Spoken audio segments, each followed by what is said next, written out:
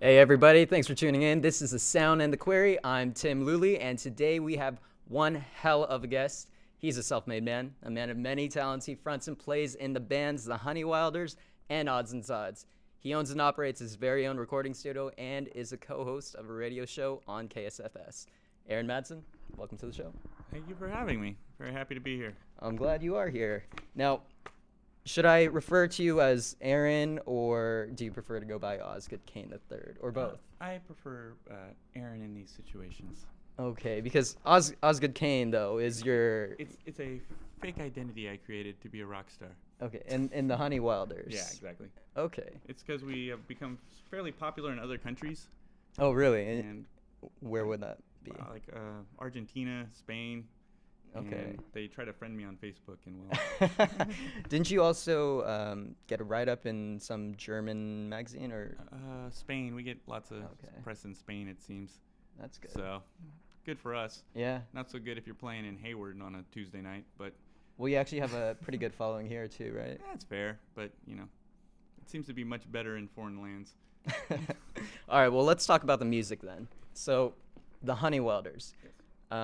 You've gotten a few write-ups that kind of describe your sound, like boogie rock, rock and roll. 70s power pop is probably the best description. Yeah, you would go for that. That would be my thing. But like when Guitar Player did the write-up, they called us boogie rock. Right. So yeah, a little different. So when you have three guitar players, they think you're Leonard Skinner.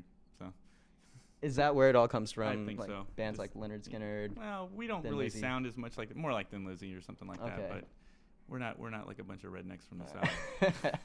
And Motley Hoople too, right? Oh yeah, definitely big British glam rock fans. Yeah. All right. Well, those bands, I've noticed. Okay, you guys play as a 6 or 7 piece right now. 6 piece. But you used to be 7. We used to be 7. We used to have a front guy. Okay. Just singer strictly. Just straight singer. He left us about a year ago.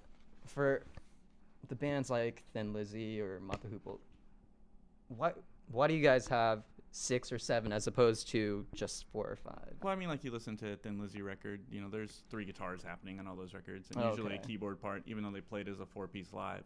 Right. So, but you have that going for you. Yeah, so we can make lots of noise. Bigger wall of sound. Exactly. Yeah. And it's just kind of a shtick at this point.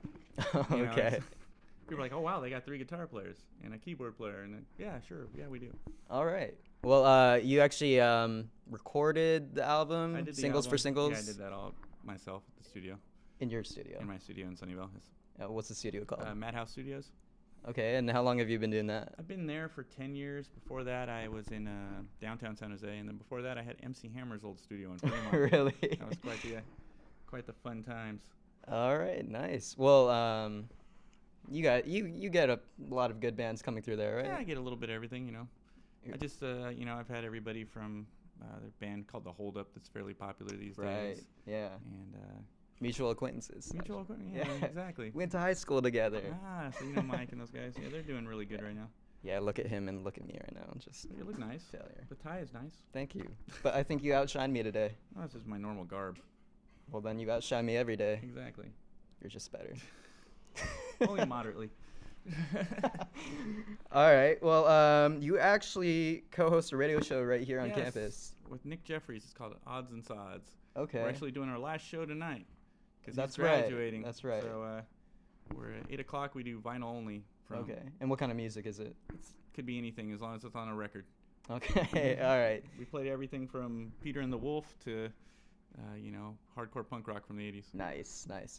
Okay. Well, we're almost out of time, but I do want to ask you, what do you have going on in the future as far as your bands go? New Honey Wilders record should be coming out in June or July. So we're really excited about that. Are you recording that one too? Yeah, we're almost done. And then Odds and Sods should have a record out probably the end of summer, whenever Nick gets out of school and has time to work on it. That's more his. I make him do all the work on that. All right. And Odds and Sods is more of a... It's like an acoustic singer-songwriter thing. Okay. It's so you're doing like 2 sides of the coin. It's an experiment in emotional action. Okay. Nice. All right. Well, that's just about it. If you guys want to catch the Honey Wilders, they're currently playing every week, literally all around the Bay. Their next show is this Friday, May 10th in Monterey at the Mucky Duck. Yep, that's what Mucky Duck.